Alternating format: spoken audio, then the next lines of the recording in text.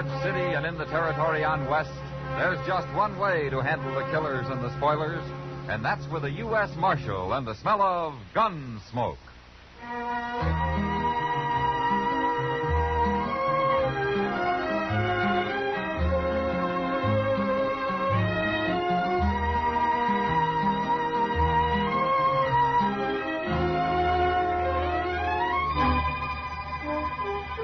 Gunsmoke, starring William Conrad.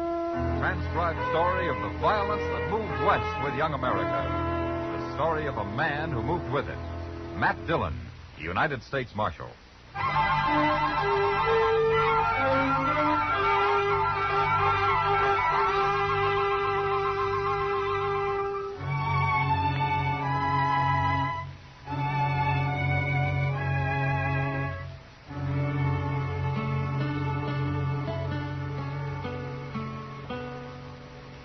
Turned them all loose, Mr. Dillon, like you said.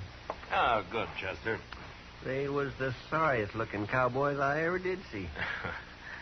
I guess I didn't really hurt any of them, Chester.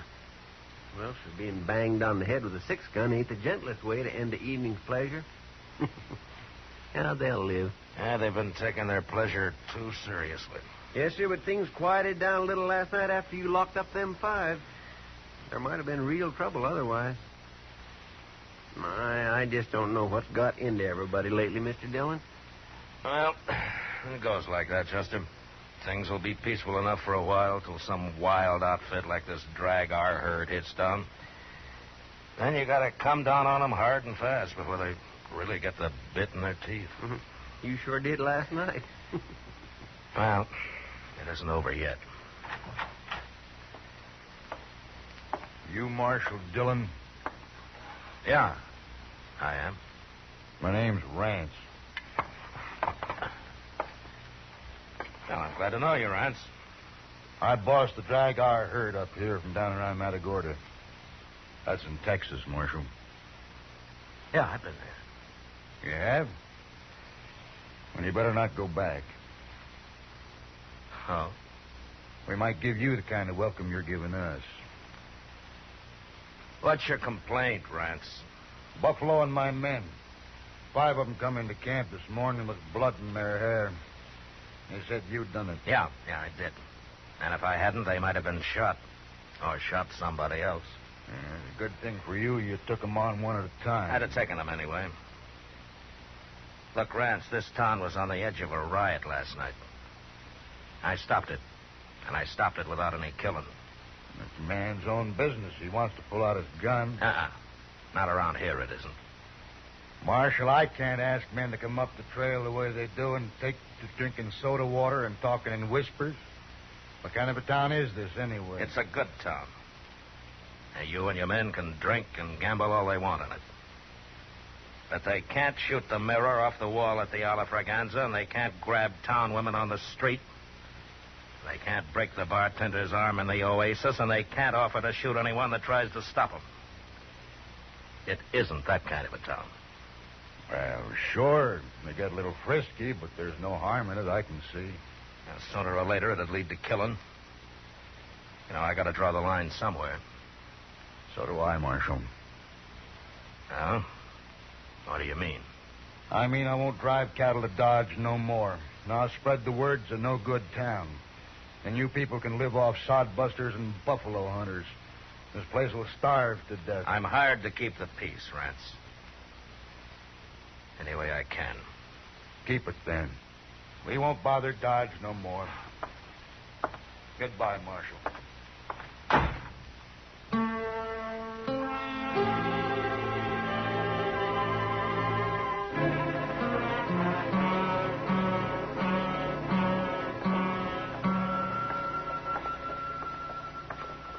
You want me to go in with you, Mr. Dillon? No, Chester.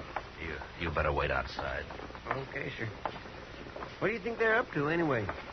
Well, Green told you it was a businessmen's meeting, didn't he? Yes, sir. And I expect they're worried about business. Here we are. I'll be out shortly. Yes, sir.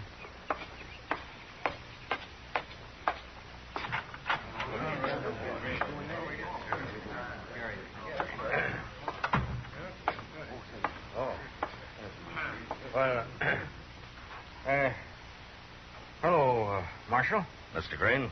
Hello, Marshal. Gentlemen. Hello, Marshal. Well, Mr. Green, you asked me to come here. Yes, we all did, Marshal. Mr. Pepper and Mr. Howe and well, all of us. Practically every man who does business in Dodge is here. Uh-huh. I don't see Rance. He says he does business here, too. He sure does. That's what we want to talk about. Well, go ahead. Well, we've had a meeting, Marshal, and we've decided you got to go easier on these cowboys. Oh? Why, gentlemen? We can't afford to lose all that business. That's why. That's right. Well, there's always some trouble the first day or so after a herd reaches Dodge. All I do is buffalo a few of the wildest, and gradually the rest of the cowboys calm down a little bit. But they won't stand for your slugging men and throwing them in jail. That's right. Nobody got killed last night, did they? But that isn't the point. Well, according to the law, it's a pretty good point, Mr. Green. The law's a fine thing, Marshal. But we're also interested in business. That's right. You're scared. Because one hard-headed trail boss has threatened you, Hal. They're not all like Rance, you know. Well, there's no use to argue, Marshal. We got our minds made up. You're just too rough with those men. Uh-huh. Tell me something, Mr. Green. Would you like to run this town? Why, no, of course not. No, not me. But, well, we thought maybe if you'd kind of leave Dodge alone and do your work in the country, then we'd hire somebody the cowboys here'd take to a little better. You know what I mean. Yeah, I do. It's a good thing for me I'm employed by the government, isn't it? No, Marshal, we're just making a suggestion, sort of. Oh, yeah, sure. You know what, Mr. Green? You men are all acting like fools. You're the one. Yeah, it's true. But there's only one way you're going to learn. Well, gentlemen, I won't make any more arrests in Dodge until you come and ask me to. It's your town, and you can blow it right off the map if you want to. Good day.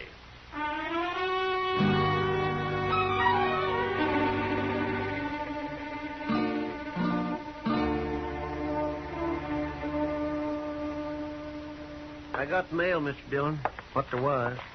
Well, I'll look at it later, Chester. I'm going to have a lot of time. Yes, sir. But you just wait till the word gets out that Dodge is wide open. There's going to be nothing but trouble. Yeah, maybe. But this is the only way I can handle it. They won't listen to me otherwise. Excuse me, Marshal. Oh, what for? Well, I don't want to bother you none, but I thought I'd better come and see you. Well, you're not bothering me. I sure hope not. Well, what can I do for you? Marshal, you don't know me, but I've heard about you. Yeah, it seems like a lot of people have lately. I know. Marshal, Well, go ahead, mister. There's nothing to be afraid of. I'm the new constable. What? The new constable. They picked me. I had to take it, Marshal. I'm so broken all. You sound like you're apologizing. Well, I guess I am. Well, I didn't want you to be mad at me. I needed the money, and that's why I'm doing it. That's all right. Somebody had to take the job. I just didn't know they were going to call it Constable. Well, they want it to sound as peaceful as possible, I guess. Yeah, sure. Well, what's your name, mister? Willard? Willard? Yes, sir. Willard Band. Yeah. Well, where are you from, Willard? Well, sir, I used to be a cowboy, but then I got so fat and all. I just sort of work around wherever I can. I've been awful broke. Yeah, Marshal. you mentioned that. Yes, sir. How come you're not wearing a gun? Well, shucks, Marshal, I don't never wear no gun. I don't even know how to use one very good. Well, then you're a whole lot better off without one. I don't aim to get in any fights, Marshal. If there's any trouble, maybe I can just sort of talk 'em out of it. Yeah, maybe. Well, Willard, I wish you a lot of luck. Well, thanks. I got to be going now, Marshal. I'm on pay already. So long. So long, Marshal. So long, mister. So long. Oh, my goodness, Mr. Dillon. Yeah, I agree, Chester. They will ruin that poor fellow if he tries to stop him. Well, he won't even raise his voice against him. But they sure might ruin Dodge.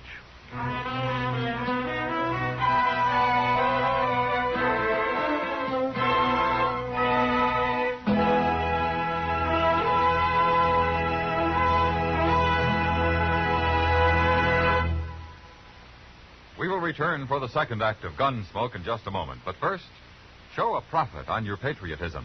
Buy United States savings bonds.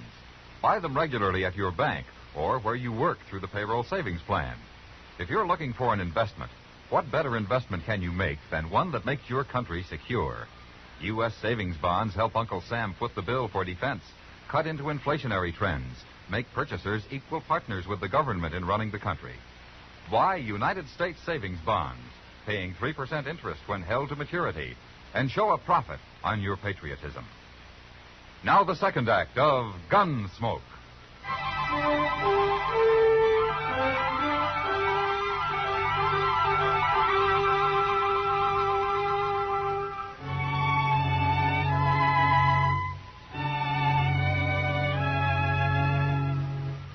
The government paid for my office and the jail behind it, so I stayed there.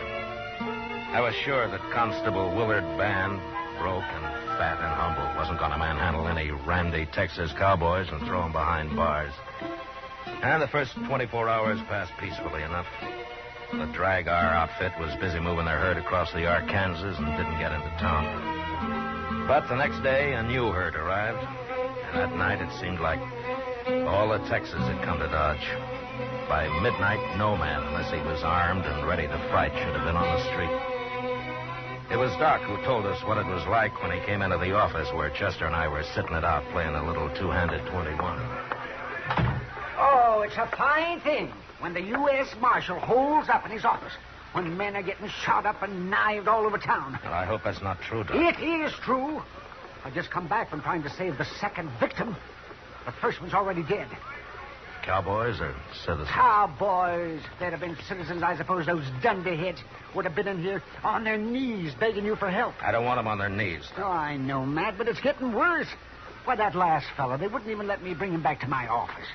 They said he might as well die right there on the floor of the Texas Trail. They did? They sure did. And they ran me right out of there. They what? They took me by the arms and they half-carried me as far as the door. Oh, yes, but I called them everything I could think of while they were doing it. You think that man's dead yet, Doc? He will be soon, if I don't get into where I can work on him. All right, we're going over there and get him. Come on, Chester. Yes, sir. I told him I wouldn't make any arrests, and I won't. But nobody's going to stand between Doc and a wounded man.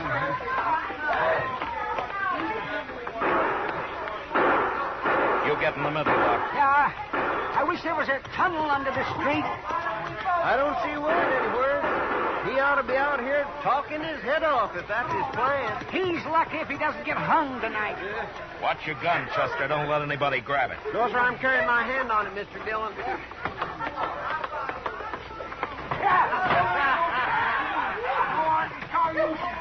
He's right over there, Matt. He's lying in front of the bar. All right. All right, get out of here. Come on, make room here. Oh, will you? All right, go ahead, Doc. See if he's still alive. All right. Let me look at him here. Oh, he doesn't look very good. I thought you'd quit, Marshal. I haven't quit, Rance. What are you doing here, then? A man's dying. It was a fair fight. We believe in dying where we fall, Marshal. We don't need no help. I won't even argue with you, Rance, but the first man that interferes with Doc's going to die on his feet. And if you can't understand it any other way, just put it to Doc's a friend of mine. Is that clear enough for you? Now, men, let's don't have no trouble in here. Let's talk it over and settle this thing peacefully. Yeah. Oh, it's you, huh, Marshal? Hello, Willard. Well, I'm having a terrible time, Marshal. Yeah, I can see that. Matt, How is he, Doc? he's bad, but I just might save him. Okay, Doc. Willard, Yes, sir. help Chester carry the man over to Doc's office. Huh? Sure, Marshal, sure. Leave him be, Constable. That's enough, Rance. Let him die in peace, I say. Rance, I'd throw you in jail, but I said I wouldn't make any arrests. And why don't you get out of here while you still can? Now, get up! All right. Now I'll shoot the first man that touches a gun. All right, Chester, Willard, get moving. Come on, Will. You lead the way, Doc. I guess all right, darling. Let's hurry. That man won't live long if we don't.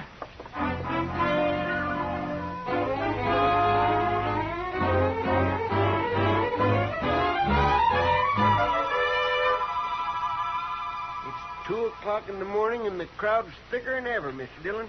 Come over here and take a look.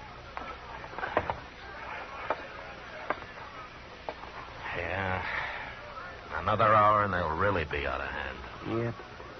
Hey, look yonder, Mr. Dillon. There's Miss Kitty coming across the street. What? Wait here, Chester.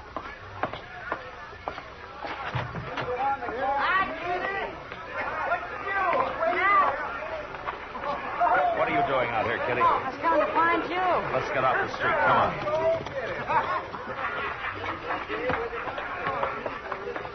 Oh, phew. Getting worse. Hello, Chester. Hello, Miss Kitty. You shouldn't have gone out in the street, Kitty. Oh, it's no worse than the Texas Trail. Then you ought to go home. I am. I'm all through till somebody puts a lid on this town. That Rance is over there right now, Matt, getting drunk and calling for blood. There's been enough blood around here already. How is he, the one you got out of there? Well, Doc was down a while ago. Said he took the bullet out and he thinks he has a chance now. Oh, good. You say Rance is working up trouble? Yeah, he's trying.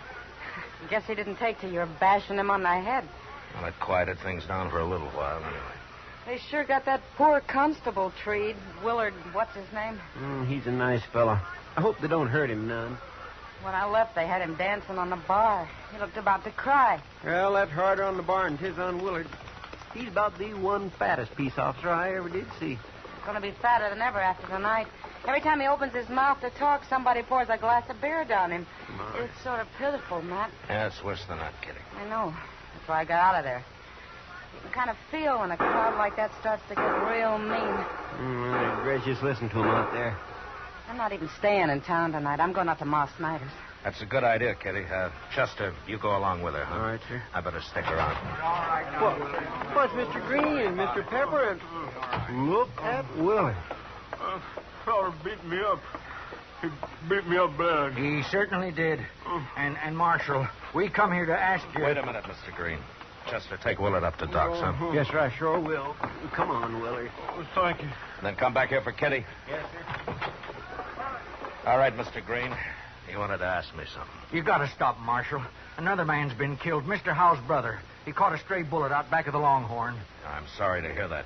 I wondered why Mr. Howe wasn't here. He told me to tell you that he'll trust your judgment from now on. We shouldn't have interfered, Marshal. But we're all behind you now, ain't we, gentlemen? You'll do something, won't you, Marshal? All right. It's pretty late, but I'll try. And I'll start with Rance. He's the worst of the lot. I'll go get him and throw him in jail. But before I go, I want every saloon keeper in Dodge to put out his lights and close up. You gentlemen will have to pass the word for that. I don't want to be seen till I go for Rance. Oh, we'll do it, Marshal. We'll do it right now. All right, then get going before it's too late.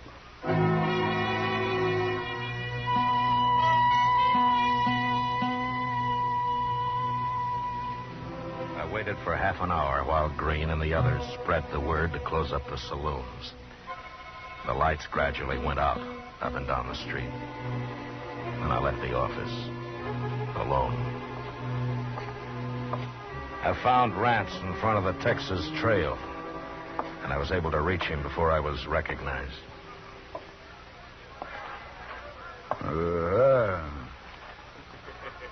Marshal's back. Let's shoot him, man. You better get out of here, Marshal. We ain't in no mood to fool. Neither am I. The street's closed, Rance. Now go on back to your camp.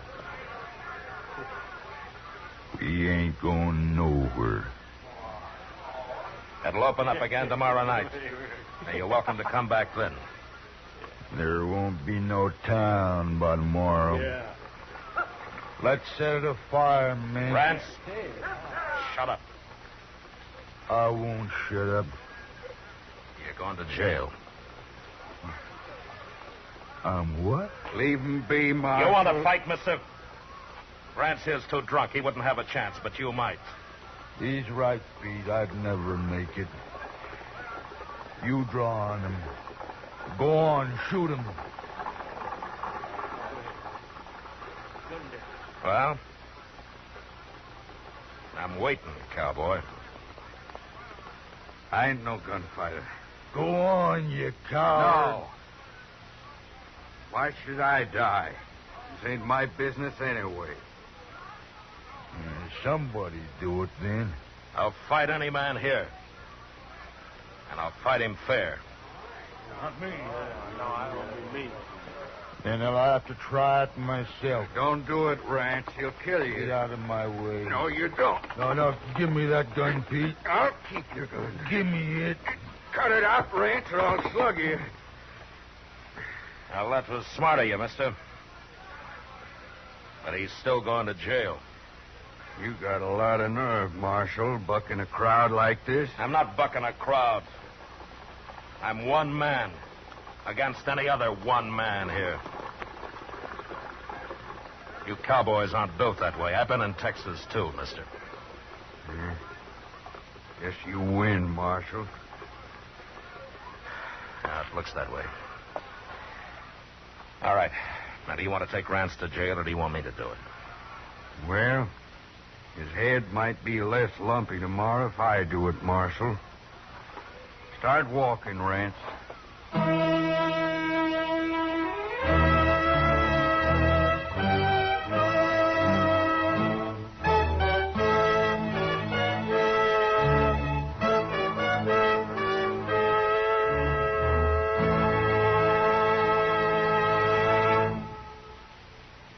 Gunsmoke, transcribed under the direction of Norman MacDonnell, stars William Conrad as Matt Dillon, U.S. Marshal. Tonight's story was specially written for Gunsmoke by John Meston, with music composed and conducted by Rex Corey.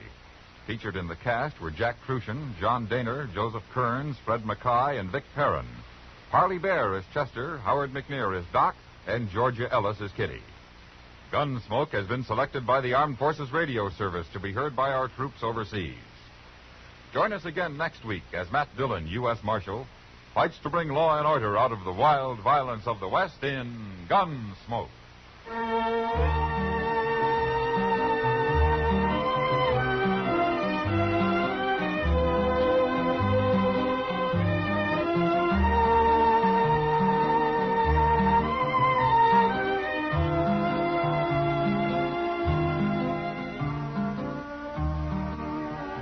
Monday night, hear Van Heflin as one of America's most notorious criminals in a thrilling fact drama titled The Last Days of John Dillinger. Radio's outstanding theater of thrills, suspense, traces Dillinger's last daring escape, his desperate last resort of plastic surgery to change his appearance, and finally, his involvement with two women who brought him trouble and disaster.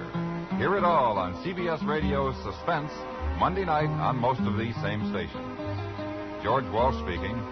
You ride a real squad car with Night Watch, Mondays on the CBS Radio Network.